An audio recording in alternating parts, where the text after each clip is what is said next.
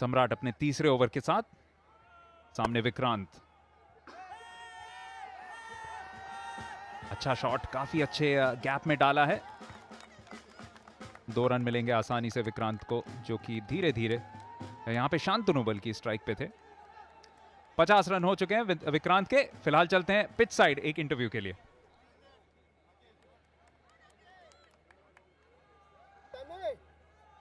All right, you are watching the Parlay 2020 CCL Season 6 2016. This is the 6th edition of CCL, which means it's bigger and better than ever. And as you all know, we have 2 very amazing teams fighting against each other. The reigning champions of CCL so far, which is the Telugu Warriors and of course our Chennai Rhinos. And right now we have the very, very stylish, the very fashionable Pranita with us. So we know you are the brand ambassador for Telugu Warriors and they've already won a match. So how does it feel to be the brand ambassador of the winning team? Obviously amazing because as you can see they're playing really, really well. So we get to cheer all the more and that's what makes it amazing. So have you been enjoying the game so far? Yeah, it's quite, it's very neck to neck because they're playing very, very well. And I think that's good. When the game is tough, it's very interesting. Okay, so I have a very important question to ask you. As you can see, the most fashionable player here today is the Yamaha Fascino, right? I mean, that's such a stunning, gorgeous bike, a bike that gives you functional fashion, something that all we women absolutely die for. So who, according to you, is the second most fashionable player here today, apart from Yamaha Fascino? Can I count myself? Of course you can. Then yes, myself. I mean, you look like a complete vision in red anyway. Thank you. So that's all from us. Thank you so much.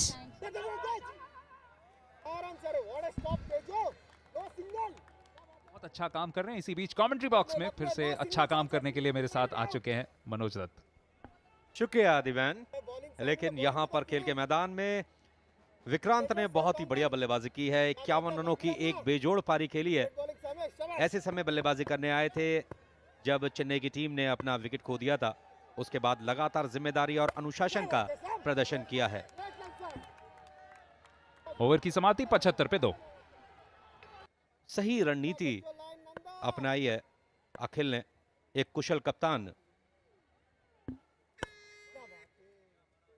एक खिलाड़ी को थोड़ा बहुत ज्यादा जोर लगाना पड़ेगा। विक्रांत उस पोजीशन में रह सकते हैं क्योंकि उनकी आंखें जमी हुई हैं। ऐसे बड़े शॉट्स खेलने पड़ेंगे। यहां पे गैप में जरूर डाला है, 4 रन भी मिलेंगे। शानदार शॉट, पहला चौका यहां पे शांतनु की पारी का। जैसे ही मौका मिला उसे बहुत ही जोरदार तरीके से खेल दिया एक्स्ट्रा कवर क्षेत्र में।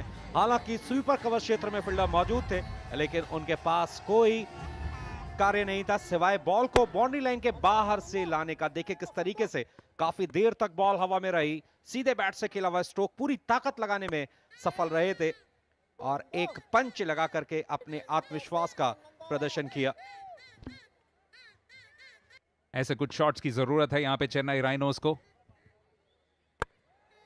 स्लोअर बॉल, बहुत अच्छा स्लोअर बॉल आप कह सकते हैं क्योंकि थोड़े वक्त के लिए शांतनु को पता नहीं था कि क्या करना चाहिए इस बॉल के साथ। दिव्यान, अगर जोरदार शॉट खेलने की कोशिश होती तो निश्चित रूप से मुश्किलों में पड़ सकते थे। यहां पर सुपर फैन बनने का आपके पास सुनहरा मौका। 1 लाख रुपए जीत सकते हैं आप, केवल एक कॉल करनी पड़ेगी।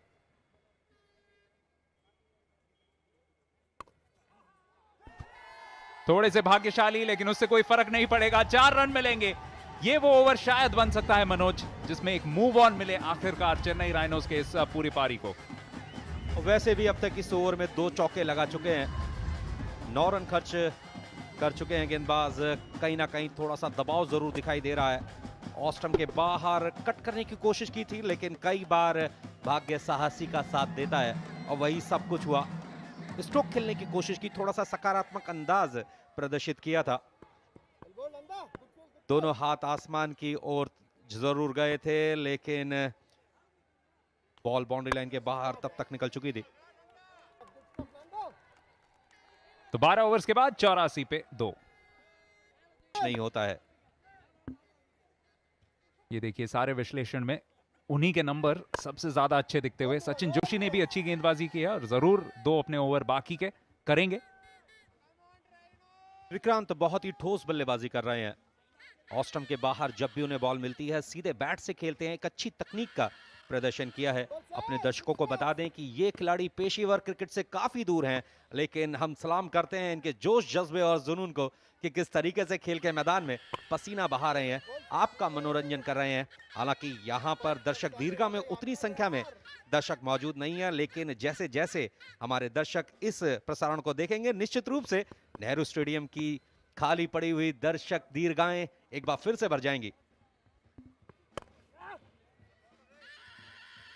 फिर से बहुत चतुर गेंदबाजी, थोड़ी बहुत लंबाई को पीछे रखा, थोड़ी सी गति में भी अभाव, यानी बल्लेबाज को गति अपने आप जनरेट करना पड़ेगा और ये करना कभी भी आसान नहीं होता। किसी भी अच्छे विकेट पे किस तरीके से गेंदबाजी की जा सकती है उसका अच्छा एक मुजाहरा करते हुए।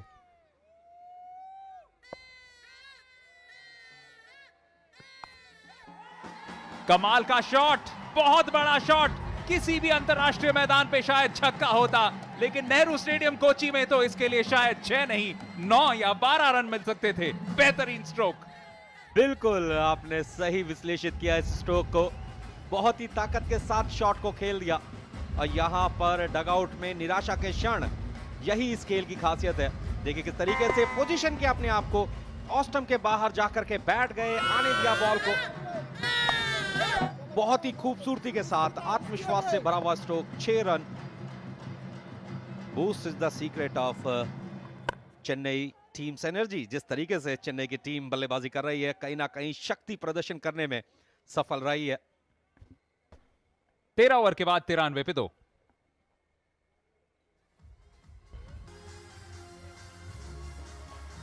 ओवर के बाद 93 पे 2, यानी लगभग पूरे पारी में शुरुआत कामयाब हुए थे चेन्नई राइनोज के बल्लेबाज। अब विक्रांत और शांतनु पे काफी दारोमदार रहेगा, क्योंकि दूसरे छोर पे गेंदबाजी करने आएंगे सचिन जोशी, जो बहुत अच्छी नपीतुली लेफ्ट आर्म स्पिन गेंदबाजी करते हैं। और वैसे भी सीसीएल में काफी कसी हुई गेंदबाजी की है सचिन जोशी ने। 2 ओवर्स में 10 रन खर्च किए हैं, कहानी बयां कर रही है उनके बॉलिंग एनालिसिस की। बाएं हाथ से स्पिन गेंदबाजी करते हैं, लगातार बल्लेबाज को सोचने के लिए